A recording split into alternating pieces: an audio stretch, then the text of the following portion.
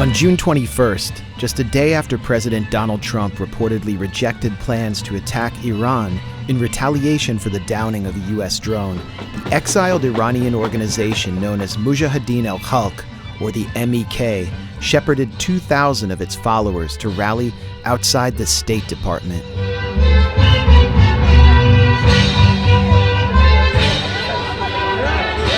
The MEK is an international group that has fought to take power in Iran for half a century.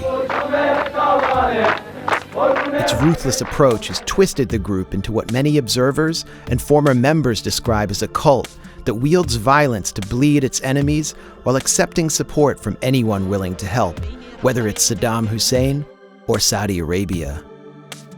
Until 2012, the MEK was designated as a terrorist organization by the State Department.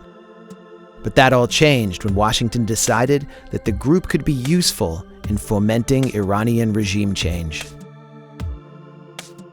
With its calls for tightening U.S. sanctions and regime change, the MEK rally was carefully staged to ramp up pressure for action against Iran. Regime change in Iran by the people of Iran! Regime change in Iran by the people of Iran! Regime change in Iran! More sanctions. More pressure is good. Yeah. Maximum pressure. Yeah. Maximum. John Bolton is good. Yeah. Good. Very good. Okay. Tighten the sanctions, for sure. And I'm going to say thank you for Mr. Trump and also thank you for Mr. Pompeo. Oh, he's smart. Pompeo. Yeah.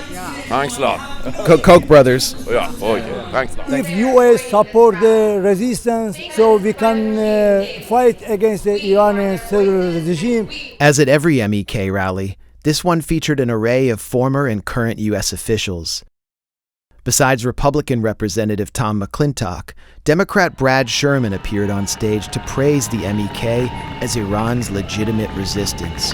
I was proud to speak by a video in October of 2018 at the rally in Paris for its... Sherman seemed flustered when his tribute to the MEK was interrupted by Medea Benjamin of Code Pink. I don't know who should...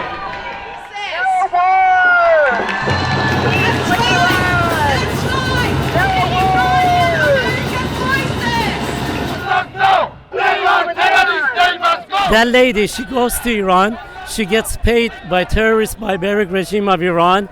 She's an agent of Iranian regime.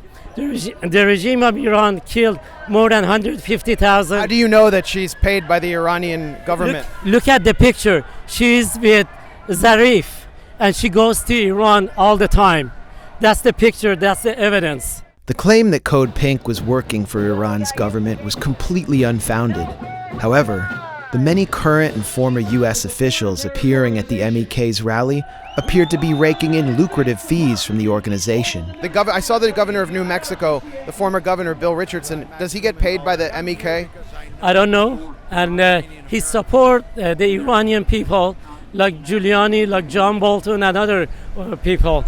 But when they come here, of course we have to pay for their trips. They support every people like political people, they need to be helped to come to our demonstration. What if he hits the mini bar at the Four Seasons? Who? Bill Richard? Yeah. What if he just raids the mini bar? I mean, he was a pretty big guy. Mini bar? I don't understand what you're saying. Among the most consequential figures to have been involved with the MEK is John Bolton, who reportedly raked in at least $180,000 from the organization over the years and is now driving the push to bomb Iran from inside Trump's National Security Council. Good afternoon. Here's Bolton at an MEK rally in 2017. Before 2019, we here will celebrate in Tehran. Thank you very much. Former Senator Bob Torricelli is another key MEK ally in Washington. End this terror! Let Iran be free! Mr. Torricelli, why are you celebrating Maryam Rajavi? It's well known that this organization has operated like a cult and was formerly supported by Saddam Hussein. Actually, not well known, and in fact, the State Department in delisting the MEK found exactly the opposite. These are people throughout America who want freedom for their country. And spreading Iranian propaganda about them really serves no purpose. How much were you paid to be here? I'm not paid, thank you. You're unpaid? I'm unpaid. After resigning from the Senate in 2002 amid allegations of accepting improper funding, Torricelli formed a lobbying group that contracted with the MEK. He has since become a fixture at MEK conferences. So you just believe in Maryam Rajavi I believe nowhere. Iranian people deserve a freedom. Wouldn't you come here and express concern for those who were murdered rather than just spreading Iranian propaganda? If you're going to be a professional journalist, you're going to ask questions. You have some obligation to the people who are following this. Read something. So I did, and I read that the MEK fled from Iran after losing out in the post-revolution power struggle, relocating in the 1980s to a base in Iraq called Camp Ashraf. From there, it fought for Saddam Hussein in the Iran-Iraq War, making its members traitors in the eyes of average Iranians. In the US, the group was placed on the State Department's terror watch list, and as its support base dwindled inside Iran, the MEK transformed into a Jonestown-style cult. When Elizabeth Rubin of the New York Times visited Camp Ashraf in 2003, she found what she described as an Iranian cult where friendships and all emotional relationships are forbidden. From the time they are toddlers, boys and girls are not allowed to speak to each other. Each day at Camp Ashraf, you had to report your dreams and thoughts. Many former members, Rubin reported, had to be reprogrammed. The State Department must remove the MEK from the foreign terrorist organization list immediately. Thanks to a multi-million-dollar lobbying effort assisted by former officials like Torricelli, the MEK was removed from the State Department terror watch list in 2012 and relocated to a new base in Tirana, Albania. Today, the group is reportedly backed by the monarchy of Saudi Arabia and maintains support from pro-Israel elements and military hardliners in Washington. The MEK is run from Paris by Maryam Rajavi, the wife of longtime leader Masoud Rajavi, who is widely rumored to be dead. It is my great honor to present to you the President-elect of the National Council of Resistance, Madam Rajavi.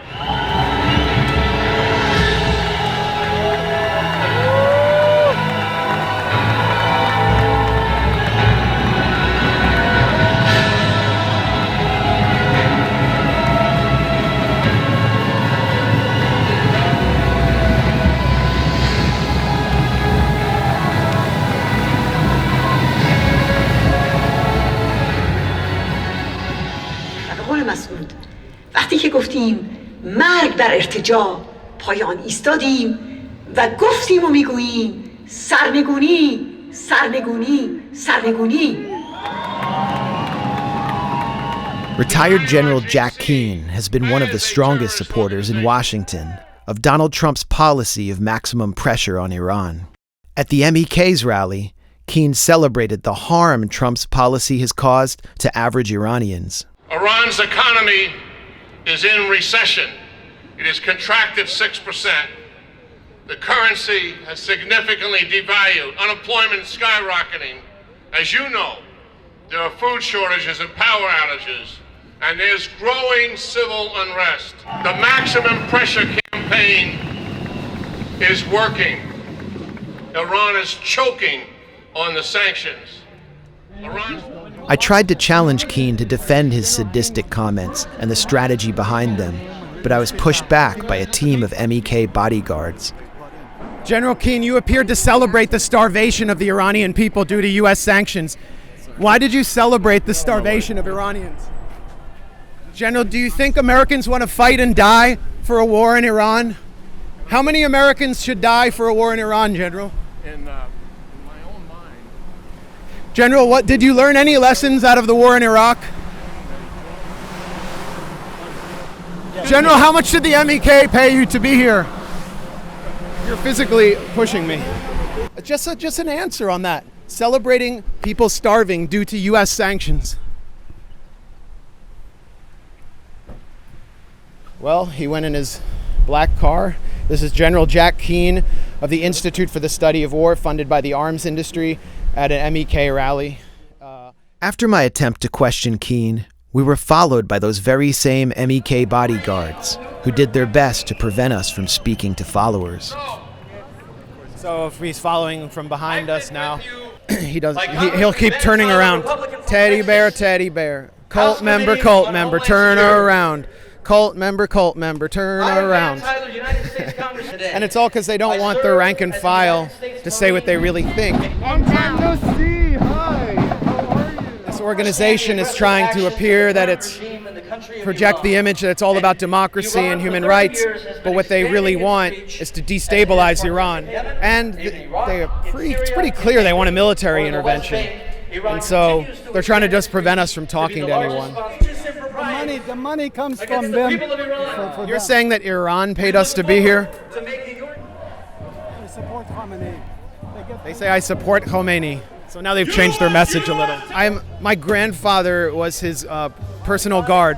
You think we're taking money from the Iranian regime? From embassy. The embassy? Yeah. You are mercenaries. So do you think that we should have another war, a U.S. war? Lost. You get lost. Don't you think Americans can be against a war in Iran without being supporters of Khomeini? I wanted to talk to you. I'm really gonna miss you. I could use a personal assistant or an intern if you are up for the job. Okay, well, he wasn't interested.